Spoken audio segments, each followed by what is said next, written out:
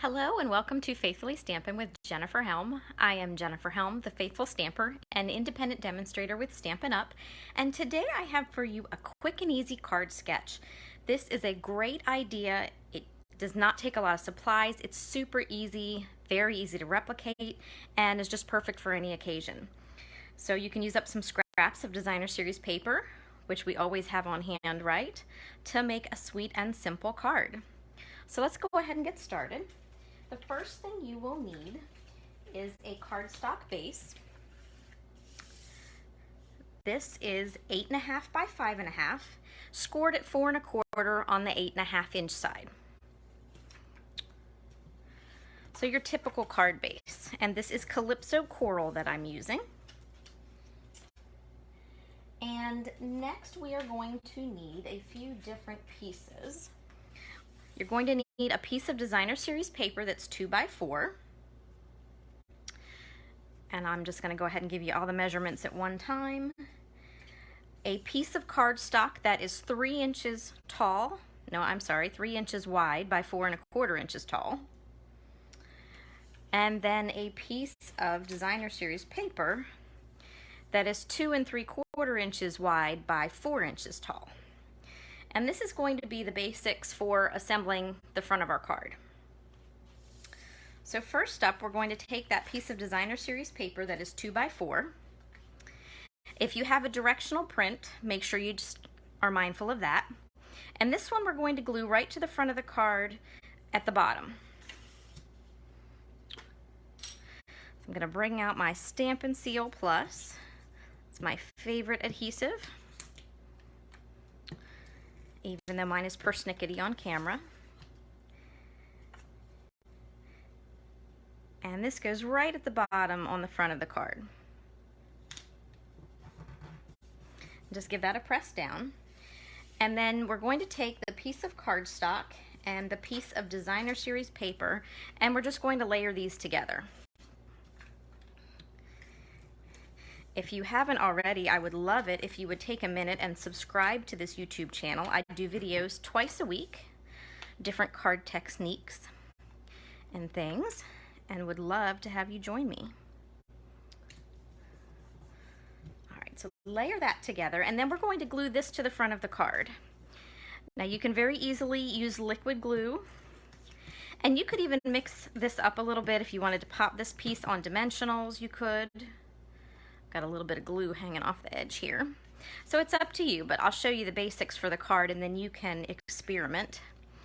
And this goes on the front pretty much centered, but maybe a little more towards the top. Like so. And this piece of, the smaller piece of cardstock I'm using is Pale Papaya, one of our new in colors. And the designer series paper I'm using is from the Pansy Suite in our new catalog. All right, a couple more finishing touches. This card goes together very, very quickly, which is one of the nice things about it. You will need a circle of cardstock. You could use a die cut in a different shape if you like, but if you're using a circle, you want about 2 3/8 of an inch. You can experiment with the size. I am going to place a pansy that I die cut from the Pansy Designer Series paper. And I'm going to put that right here on the circle for my focal point. These pansies are so pretty. And actually, I lied. This paper is from the Peach Suite, and this is from the Pansy set. Better watch myself. All right, the last piece of cardstock you will need for the front is a very small strip that is 1/2 inch tall by 3 3/4 inches long. So you can go a little bit longer. I wouldn't go a whole lot shorter because we are going to trim it and make a little banner for the front. Now, if you don't have the punch I'm about to show you, you can take a pair of scissors and trim the edges. But I'm going to admit I am not good with scissors and making a banner edge. It just does not work for me. So I'm actually going to take my tailored tag punch and use it to snip the edges of my paper to make a banner. So I'm using it a little bit differently than I would normally. Let's see if I'm going to do this right. Just center and pinch. Oop, did that a little off. Let me try that again. Helps if you center it.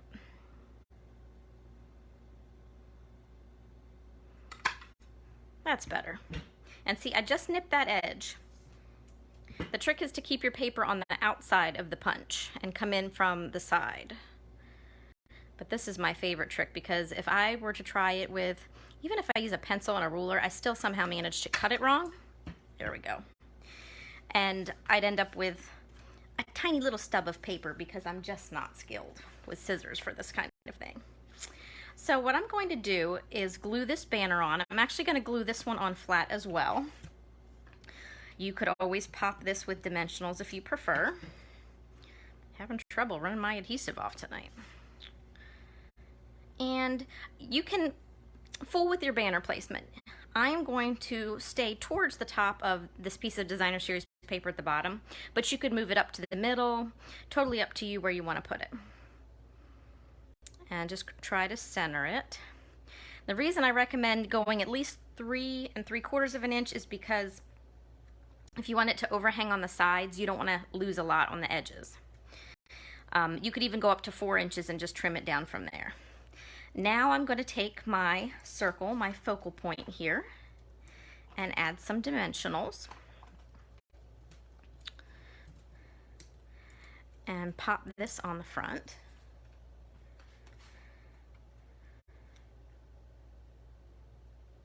Right there. And one last step for the front, I'm going to add a little bling. I've got some sequins here with adhesive backing. And I'm just going to, if they'll cooperate, I'm going to put one on either end of the banner. Now you can leave the bling off if you don't like the bling. You can use different size bling. It's totally up to you. And obviously for this card, I did not put any sentiment on the front. You can if you want. It's up to you. So last but not least, we are going to switch to the inside of the card. And I'm keeping it fairly simple for this. I have a piece of basic white cardstock that is 5 1/4 by 4. And I took a scrap of designer series paper, the same one that I used on the front. And I just cut a 1/2 inch strip. And I'm not going to glue it down yet. I'm going to hold it up here at the top though where I would like to glue it. And then I'm going to use that for a guideline as I stamp my sentiment on the inside. I decided this is going to be a birthday card, and I am using words from the Pansy Patch set. It's got some very nice birthday sentiments in it. This one we're just keeping basic with happy birthday. So I'm going to use Calypso Coral ink to match that cardstock on the front, and simply stamp my sentiment on the inside.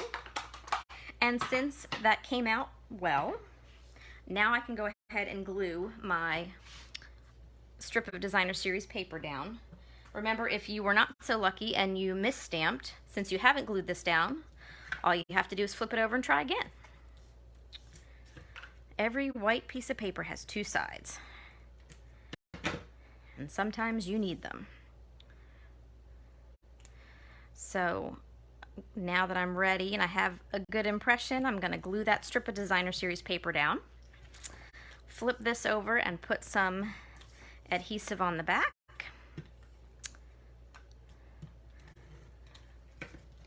And this goes inside my card like so.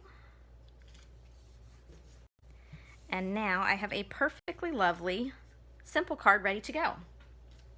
You can see how easy this was. I think we put that together in no time at all, right? So you could obviously churn out a whole lot of these if you need a card for an invitation, or you just want to make a stack of birthday cards. This is super simple to do. And I actually coordinated my envelope by gluing some matching designer series paper to the envelope flap. Now I do have some other samples for you so you can see just the variety you can do with this card. First up, I varied the shape. Instead of using a circle for my focal point on the front, I used the sunflower from the Celebrate Sunflower set. And I decided on a mostly black and white theme, but I decided to pop the banner in a little bit of color. I needed something black and white would have kind of blended in, so I decided to go for the pop of color there. And then I stamped a little bit more on the inside for this one. And matching stamp for the envelope. And then here is a fun card with the Hey Birthday Chick stamp set and dies. Now for this one, instead of using a piece of designer series paper here, I used a panel of cardstock that I embossed. I ran it through the hammered metal embossing folder. Hopefully you can see that nice texture there. And so there's a little dancing chicken on the inside. But I wanted to show you, you're not married to keep the banner if you don't like. If you don't think it suits or you just don't feel like putting the banner on and fooling with those little ends, leave it off. And you'll just have one step less on your card. So both look perfectly fine. And then last but not least, I made a Christmas card. And I really like this one. This features our new evergreen border punch and some Christmas colors. I might go back and add a little bling. I haven't decided yet. But it's simple but very elegant. You could make a ton of these in no time at all. And then I just used more of the punch to accent the inside. And there you have it.